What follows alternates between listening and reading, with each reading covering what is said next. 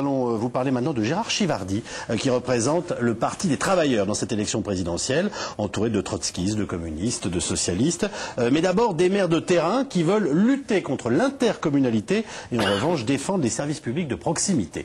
Reportage Emmanuel Kreutzer, Stéphane Morel.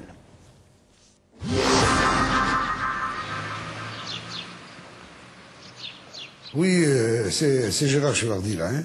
Ça va, mais on n'est pas loin. Mais j'ai besoin de tout le monde maintenant, d'accord?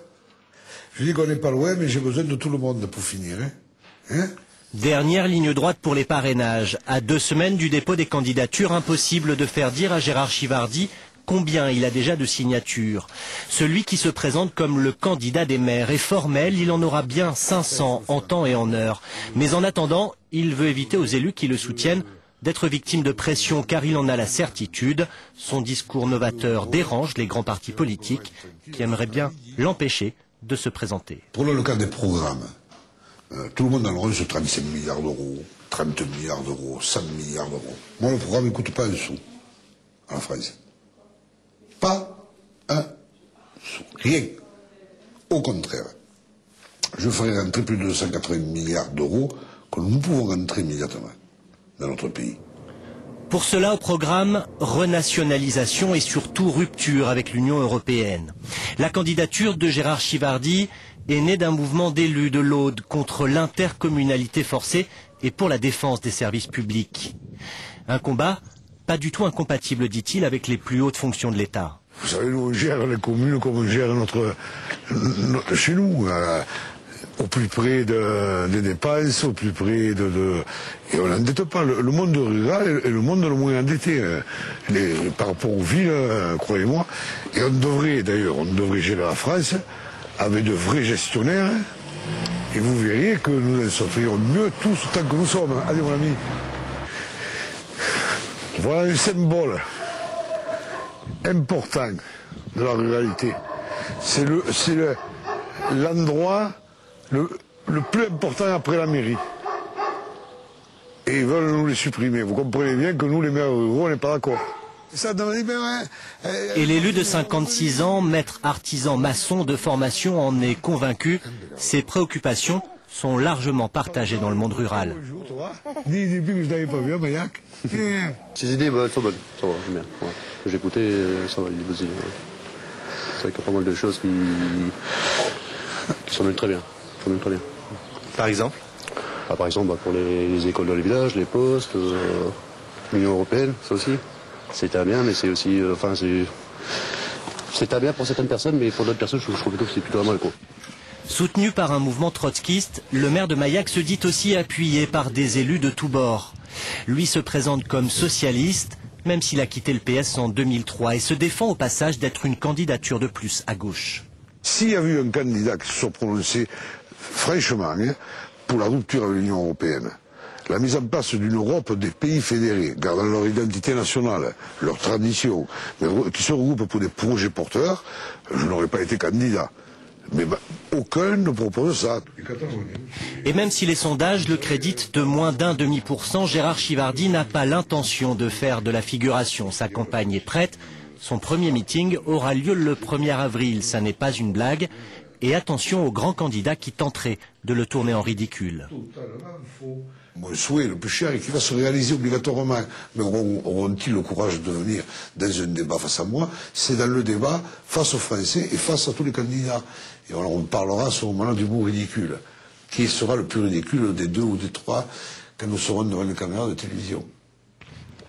Mais pour l'heure, Gérard Chivardi se plaint surtout d'avoir le plus faible temps de parole de tous les candidats. À peine plus de 10 minutes à ce jour.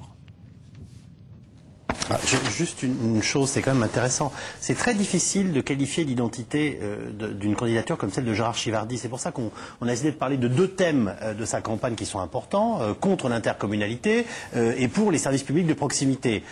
À la limite, on se dit que ce ne sont pas des thèmes plus de gauche ou de droite, sauf qu'il est porté par le Parti des travailleurs. Enfin, ce type de candidature, ça parle à qui finalement, Dominique Régnier? En tout cas, en dehors du fait que le personnage est évidemment sympathique, qu'on l'écoute. Oui, puis convaincu de ce qu'il dit, parce qu'il est concerné, étant lui-même un élu local. En tout cas, cette campagne l'exprime comme 2002, on l'avait déjà senti, il y a en France un mouvement de revendications qui concerne vraiment typiquement l'évolution du monde rural, de la France rurale.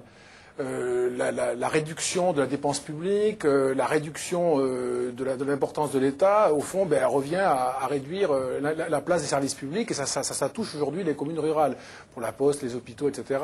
Et pour ces communes rurales, c'est vraiment le sentiment d'être laissé à l'abandon, et ça suscite une forme de protestation dont Chivardi est aujourd'hui un représentant, comme d'ailleurs Frédéric News, le candidat des chasseurs, porte principalement un programme de défense de la ruralité. Bon, il reste à 0,5 dans vos intentions de vote. On ne peut pas dire que ça bouge beaucoup le concernant. Quand Olivier Besancenot s'est présenté à l'élection présidentielle, il était inconnu en 2002. Ouais.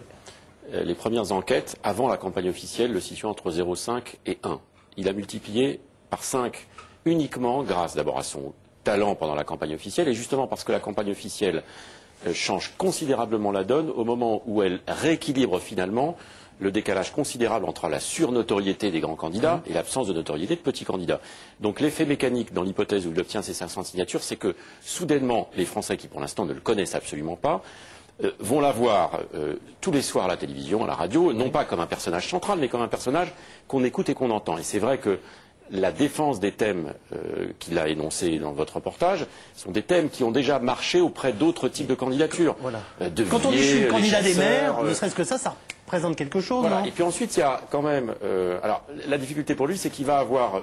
S'il y a d'autres candidats de la gauche dite radicale, on va le qualifier comme ça, même si c'est pas complètement exact. Mais si Beauvais et Besancenot n'obtiennent pas leur signature, si l'offre de gauche se résume à Ségolène Royal, Marie-Georges Buffet, le cas échéant Dominique Voynet et Arlette Laguillet, dont on sent aussi que pour l'instant sa candidature, alors elle est très connue, ne parvient pas à 1% à peine dans les intentions de vote, il est clair qu'un candidat comme celui-là peut, sans avoir forcément joué tactiquement de ce registre, se retrouver avec un potentiel assez mal estimé aujourd'hui, mais qui, pendant la campagne officielle, peut émerger et se retrouver à des niveaux qui ont surpris tout le monde au moment de la campagne de 2002, ou qui ont surpris tout le monde quand, il y a quelques années en France, a émergé le phénomène des chasseurs, qui a obtenu aux européennes plus de 5%, et à la présidentielle, pas loin non plus. Donc, à ne pas sous-estimer et à ne pas croire que les sondages d'aujourd'hui disent définitivement ce qu'il sera demain.